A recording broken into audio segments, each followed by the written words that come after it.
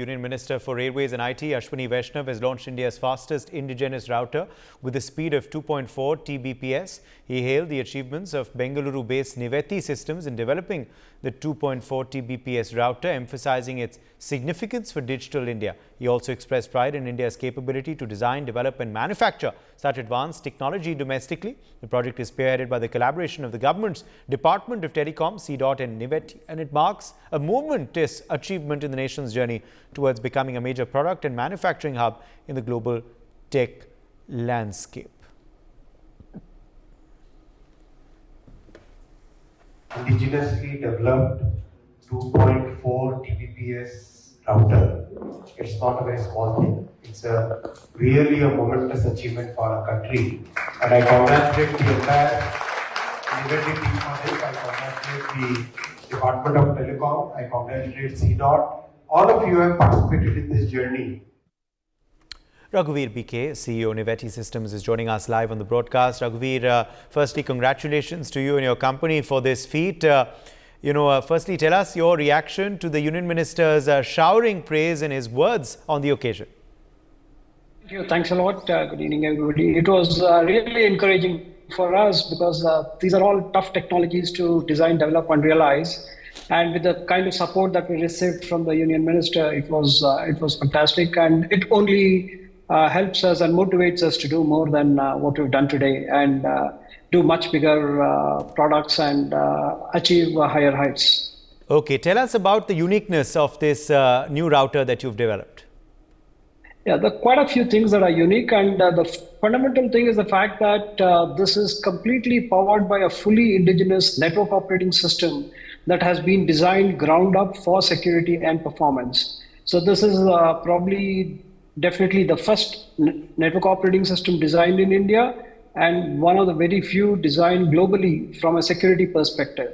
And the pretty big bunch of features that makes this unique. The complete design, development and manufacturing of the router has been done in India. The entire hardware design and all the associated electrical and mechanical and all these designs have been in India and completely manufactured in India, powered by our network operating system, which has been a network operating system that provides complete security from a point of view of what is required for such very critical devices. Okay. Also, Raghuvir, how long did it take you to develop this? Oh, this has been a journey of more than 7-8 years. And like any deep tech product company, we take a platform-centric approach. So the network operating system is a platform by itself. And then there's a bunch of reusable hardware components that we develop so that we can reuse the hardware components and the network operating system across a portfolio of products. There are multiple of our products that have been deployed in various networks of the country. And this is the latest router that we released, which has the highest capacity of all the routers that we've done so far. How many people were part of your team and, where were they based? We're all based in Bangalore, and this is the kind of technology where the number of people does not necessarily matter. You need to have a very, very strong core team and very few core architects have to go ahead and design, develop and implement. So this is a combination of more than 30 engineers, architects across hardware, software, embedded systems and device drivers. Yes. Also, Raghuvir, the fact is that this is a big boost, don't you believe, to digital India? Absolutely. I think digital India and secure India go hand in hand. And to have digital infrastructure which is secure, trustworthy and indigenous is extremely important. Not only does it add a lot of value for the GDP of the country, but importantly creates jobs at both ends of the pyramid. There are a lot of manufacturing jobs that can get created, and then the high-end design jobs also get created because of initiatives like this. True. And also, the fact is that there are, efforts being made to make India the manufacturing hub for the world. Obviously, these are steps in the right direction, don't you believe? Absolutely. And we need to become the manufacturing hub of the world. And this manufacturing in India will be driven by design. So it will be a design-led manufacturing growth that India will see.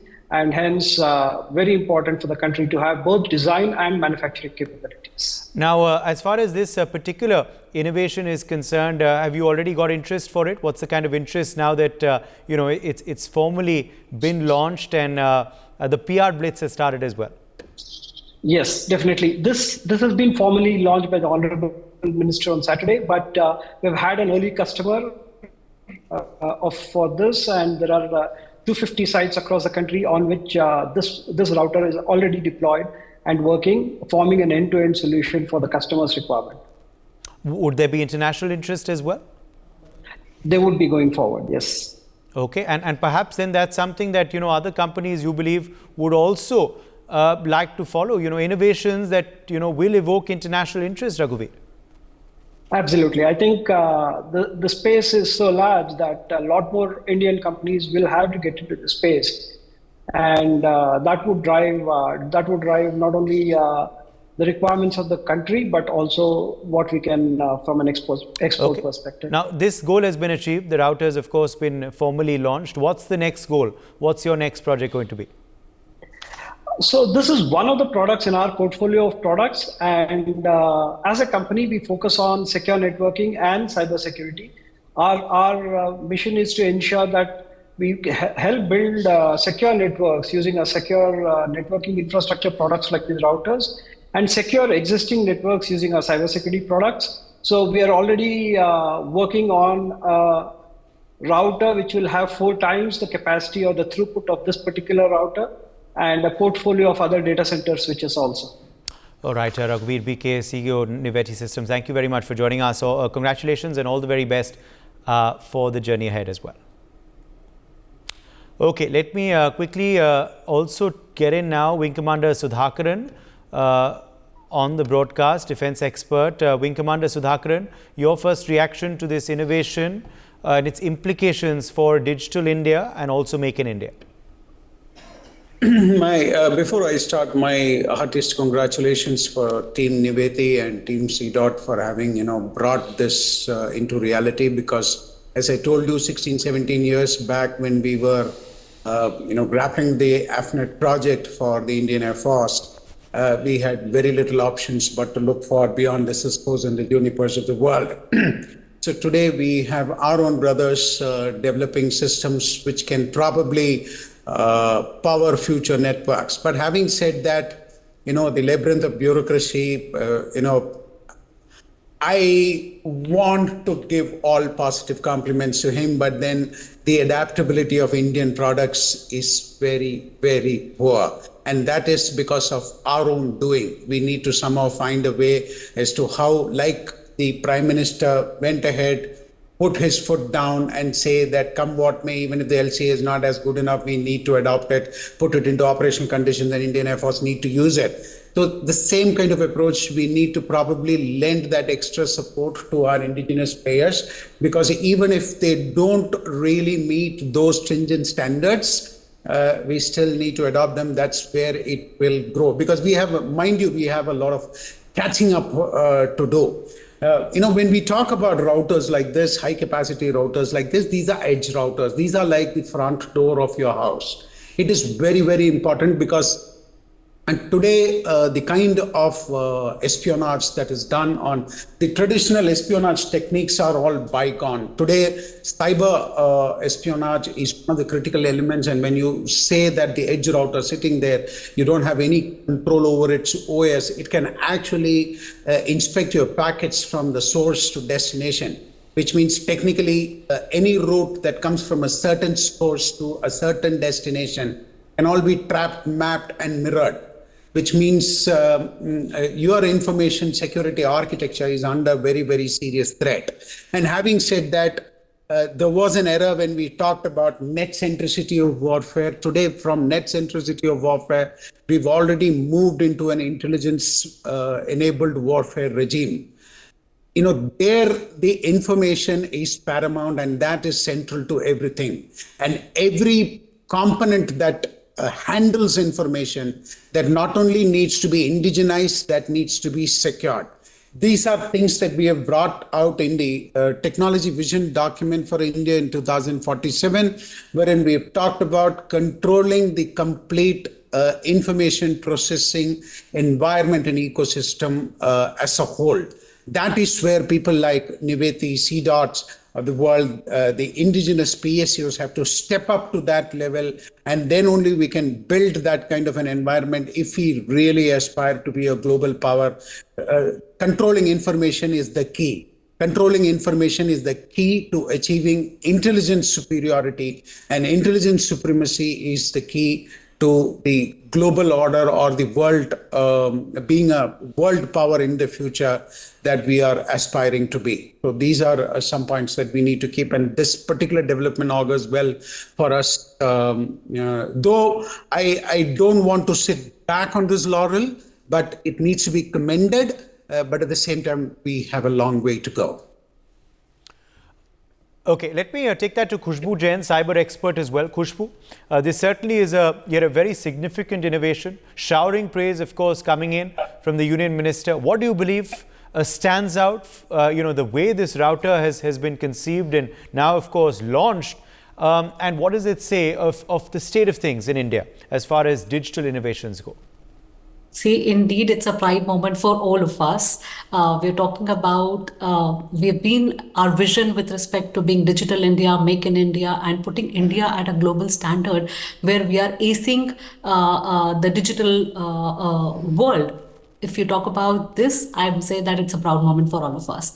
Now, coming purely on the aspect, see, one has to understand that routers are one of the places which become, if they are vulnerable, there is an aspect of espionage, there is an aspect of national security, there is an aspect of cyber attacks that can happen. So that's the core of all these things. That becomes the breeding. And if you talk about something called as an indigenous, our own router, it actually in a way plays a very important role when you talk about technologically or technology independence, because we are relying on our own router, which can foster self-reliance, which can reduce dependency on the foreign suppliers for critical infrastructure components.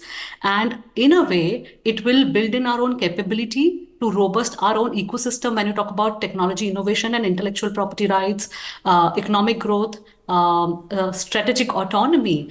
And I would not leave the aspect of resilience and the aspect that we become more resilient, because we're talking about something which is built in redundancy and the aspect of enhancing our own network resilience and continuity in the service. We have seen what happened when it comes to in the recent past, how cyber warfare are been taking place, and one click away, you don't have to be at the border now. So when our critical infrastructure are dependent on something like that, there can be an aspect of discontinuity of network at that very moment, and will be in a situation that our country becomes standstill. Coming on the main point of national security, they are critical component when you talk about our national communication infrastructure, and its security and reliability is something which is very essential in safeguarding our own interest, national interest, and also in continuity of our operations, to ensure that there is a continuity of operations. So I think having our own indigenous core router was something which was important, and we are at the stage that we are seeing that thing today. All of us should celebrate, and I think congratulations to Niveti, and to bring in more such innovations and indigenous products for our country. Ravi Prasad, also with us live, telecom expert. Ravi, your first reaction to this router's uniqueness, what it says about Digital India, which way is Make in India headed, Ravi, and what do you believe stands out about the way this innovation has come about? Well, it certainly is excellent that India is working on this technology. Ravi, can you hear me? Technologies that led to MPLS were formulated by two NRIs, George Verghese and Girish Menon. The first is an alumnus of IIT Bombay, and the second an alumnus of IIT Madras. But it was the Toshiba and Cisco which quickly leapt onto their innovations, leapt onto their technologies and monetized it. And India was way back. That said, MPLS is already a very mature technology. In fact, it is on its way out. Most organizations are now moving from MPLS to SDNs, the software-defined wide area networks, because essentially the use of MPLs is to connect various lands into a WAN. There are advantages of MPLs versus the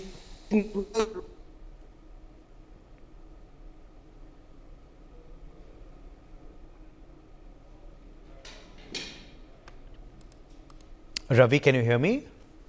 Okay, I think we've lost him, clearly it seems. What next, Wing Commander Sudhakaran? What next for our Digital India and Make in India program? What is the way forward? What is going right and what further is needed? Intent is not wrong. The Prime Minister has unleashed the giant in the world, and that is there to be. On all fronts, we are firing on all guns. But there is a problem when we say about our future. Are we taking it in the right direction? Is the money that is being invested enough? Those are the questions that we need to find answers for. Again, at the cost of repetition, I'll tell you that the JERD ratio is around 0.7. The GDP to R&D ratio, that needs to go to around 4%, which means that the money that is invested today in core R&D is very, very, very, very less. The second point that I have to make is, it's nice to say they are going to give 1 lakh crores for quantum and AI mission. But then if that 1 lakh crore is going to be spent only on PSUs and the defense DRDOs and the other government labs, it is not going to translate into returns. We need to understand that it is the private sector entity that actually brings in cutting-edge research of the next generation, because innovation doesn't happen in big enterprises. It happens in small enterprises, like today we have Niveti. That is very, very important. And for that, money needs to be put in small and medium enterprises. And I'm sorry to tell, the government doesn't have an idea as to how to put it. Today, none of your funding schemes stretch more than 10, 20, 30 crores. If you need money beyond that, you need to beg, and still you're not going to get it. Because the reason is, though they have the money, I was told 5 years back by somebody in DRDO that government is sitting on 13,000 crores, which they want to give for cutting edge research and development. I have not seen that kind of money being put into private entities. If you are going to split this money into 5 crores and 2 crores and 3 crores and then be happy about it, big cutting edge development is not going to happen. We may end up having 70,000 startups which may deliver grocery to your doorstep, or probably give you supply chain automation, or probably take you faster, or probably replicate the Ubers of the world.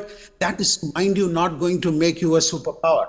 To make you a superpower, we need to build cutting edge routers. We need to build quantum switches. We need to build quantum AI algorithms, and that costs a hell of a lot of money. A large language model today requires something like GPUs of the A100, H100 class, and each of these GPUs cost nothing less than 45 lakh rupees.